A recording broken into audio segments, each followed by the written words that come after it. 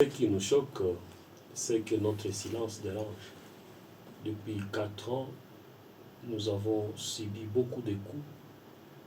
Malheureusement, ce sont les enfants maison qui veulent justifier leur transhumance en,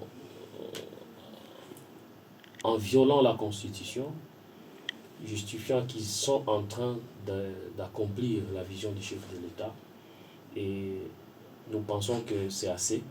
Il fallait qu'aujourd'hui nous puissions dire que les amis ont franchi la ligne rouge. Nous sommes de ceux qui pensent que le développement se justifie aussi par de grandes décisions, mais des décisions réfléchies. Nous connaissons tous la ville-province de Kinshasa. La ville-province de Kinshasa, telle que nous tous nous la connaissons, c'est une ville qui est en train de perdre aujourd'hui son image. Son image parce qu'il y a eu une forte augmentation de la population et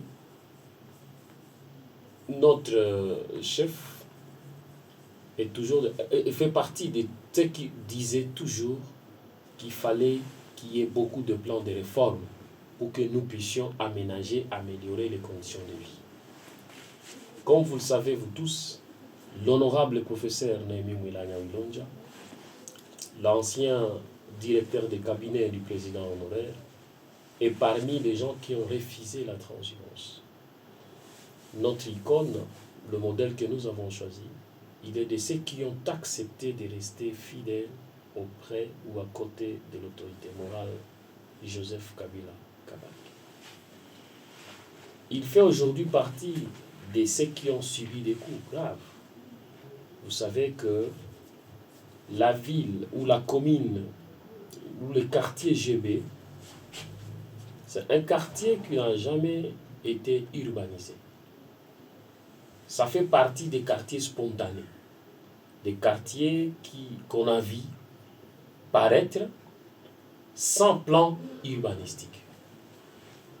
Subitement, vous décidez de commencer à démolir des maisons, mais on ne peut démolir quand il y a eu une planification urbanistique qui a été violée. Curieusement, nous avons observé des attitudes, des comportements ciblés dans les quartiers GB où vous vous réveillez le matin sans avertissement et quelqu'un se réveille avec des bulldozers pour venir démolir la maison. Premier élément, c'est que la maison n'a pas violé le plan urbanistique parce que le quartier GB n'a jamais été urbanisé. Je mets le gouverneur de la ville-province de Kinshasa au défi. S'il estime avoir un plan urbanistique du quartier GB, qu'il puisse nous démontrer ça. Ça n'a jamais existé. Et donc pour nous, s'il fallait démolir, il fallait commencer par la conception du plan urbanistique avec de maquettes bien établies et cela sans pour autant attendre ou sans pour autant cibler les individus que vous voulez affaiblir parce qu'ils ont refusé de vous rejoindre. 2. Il y a des violations graves de la Constitution. Il ne revient pas au gouverneur de province de démolir des maisons sans respect de la procédure.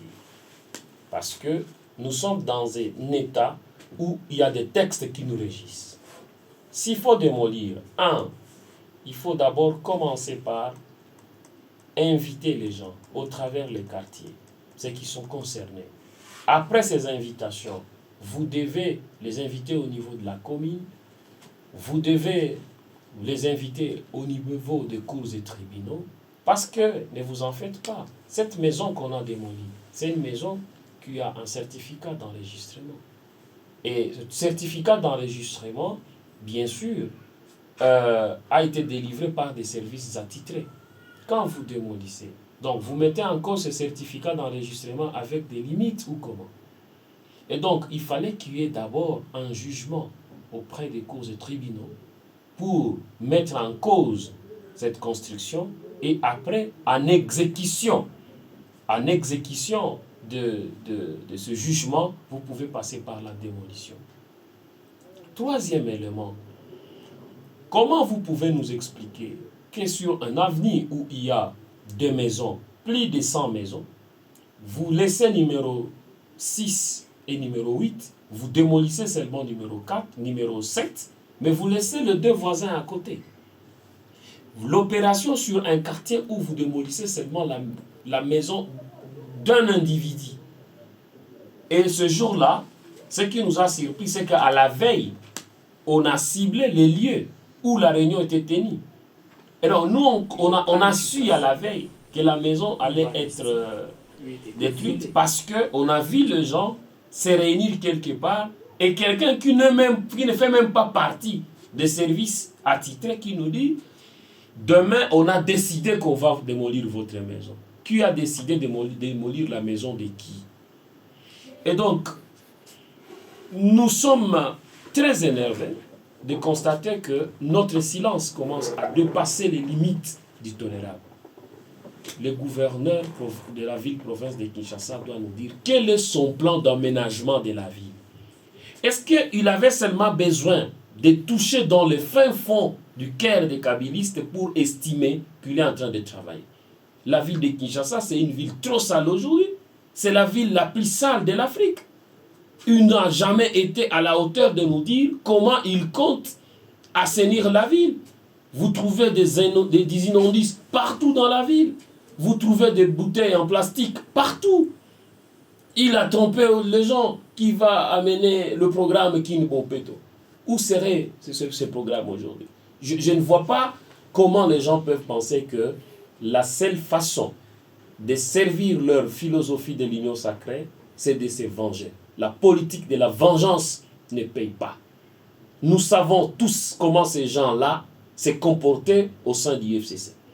Nous savons tous comment ces gens sont en train de vouloir piétiner la vision du président de la République. Il ne faut pas que les guégueurs de l'IFCC se transfèrent au sein de l'union sacrée. Malheureusement, aujourd'hui, on est en train de voir que les gens sont en train de se rendre de compte. Tel m'avait bloqué pour telle promotion, tel n'avait pas fait passer mon tel dossier, je dois me venger. Et nous estimons que la République ne peut pas fonctionner comme ça. C'est une forme de vengeance. Et ils ont prôné l'état de droit. Ils ont prôné l'état de droit. Des démolitions pareilles crachent sur la Constitution. Et nous estimons qu'on ne peut pas faire une politique de 2 poids, 2 mesures. Nous connaissons tous la ville de Kinshasa. La problématique de la gestion des eaux aujourd'hui, c'est tout un fléau à Kinshasa. Quel est le plan que le gouverneur a mis en place? Et les gens se vantent. On a démoli la maison de quelqu'un parce qu'il était haut dignitaire. La seule chose que nous allons leur dire, que quoi qu'il arrive, on ne peut pas tous être à l'union sacrée. Parce que même le christianisme n'a pas été accepté par tout le monde. De deux, ils doivent savoir qu'ils ont déjà fait assez. Et ce n'est pas pour ça que le président Kabila va parler. Nous avons opté à les observer. Mais nous, comme la base de l'honorable Némi Mwilanya, nous exigeons des réparations. Nous exigeons un mea culpa. Parce que ce qu'ils sont en train de faire, c'est cracher sur la République. C'est cracher sur l'état des droits. Et ça ne doit pas continuer à se passer comme ça. On a été avec Jean-Tini Gobi. On connaît ses ambitions. On connaît combien de fois il avait promis qu'un jour, il se vengerait contre Némi Mwilanya. Et moi, je pense que la République ne peut pas fonctionner comme ça. Et il était temps que nous puissions nous dire la vérité en face. Il ne faut pas que les gens continuent à se cacher derrière le président Félix. Ça n'est trop. Ils ont fait trop et c'est assez maintenant. Nous nous demandons que la justice puisse en saisir de cette question. Nous demandons à ce que, si vous décidez de démolir, démolissez maintenant tous les quartiers. Et proposez-nous de maquettes pour d'autres quartiers. Et vous ne pouvez pas venir vous démolir la maison de quelqu'un aujourd'hui et après, l'opération se termine par là. Ils ont menti que cette maison-là était construite sur le passage d'eau. C'est pas vrai.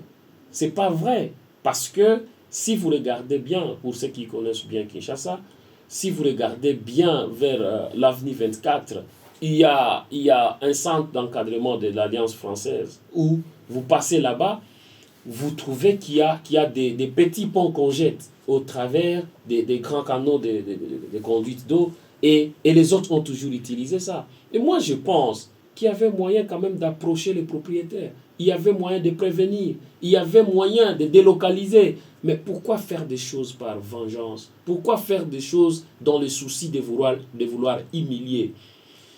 Les amis doivent savoir que Kabila, pour nous, c'est comme... c'est comme notre deuxième nature. C'est pas parce qu'il décide la vengeance que nous allons changer de casquette. C'est un personnage sacré pour nous. Nous avons pris des engagements de l'accompagner dans sa vision et nous estimons que c'est pas parce que vous avez démoli la maison que vous allez amener le président, l'honorable ennemi à se détacher de Kabila. Non. La Bible a été claire là-dessus. Si Job n'a pas été à la hauteur de se détacher de sa foi parce qu'il a connu des difficultés, nous considérons ça comme une difficulté et nous invitons tous qui croient à un Congo nouveau à comprendre que nous restons constants. Nous exigeons l'effectivité de l'état de droit. Et l'état de droit, c'est de voir des autorités qui ont commis ces actes criminels qui soient déférés devant la justice et que ces actes-là soient réparés. Voilà. Bernard Zagabe, merci.